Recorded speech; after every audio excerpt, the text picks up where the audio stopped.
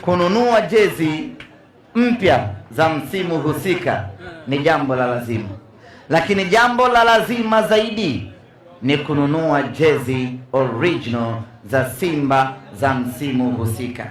Hapo ndipo ambapo tungependa kusisitiza kweli kweli, mwana Simba, usikubali kwenda kununua ama kuvaa jezi feki za msimu huo. Usikubali kwa namna yeyote ile, mwana Simba, kwa hadhi ya timu yako na kwa hadhi uliokuwa naye wewe mwana Simba, kwenda kuvalishwa manguo ya hovyo hovyo eti kwa sababu tu bei yake ni rahisi au upatikanaji wake ni rahisi. Kwenye vita hii ya kupambana dhidi ya maharamia wa jezi feki, tumeamua kupita kila tawi ili tuzungumze ana kwa ana, tuonane. Bwana mzee, usinunue jezi feki.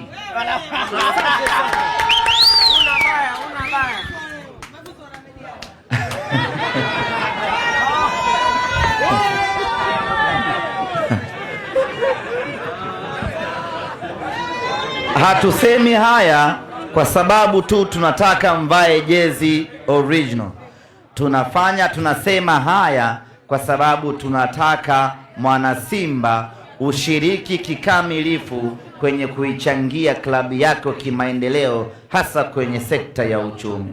Jezi yako utakayonunua original inakwenda kusaidia maendeleo ya klabu yako kiuchumi, na jezi feki utakayonunua inakwenda kuiporomosha klabu yako kiuchumi. Sasa haiwezekani sisi wana Simba ndiyo tukatumika kwenye kuiangamiza Simba yetu. Mwana Simba, unatoa fedha yako mkononi, unakwenda kununua jezi feki ambayo inakwenda kuidhoofisha klabu yako kiuchumi.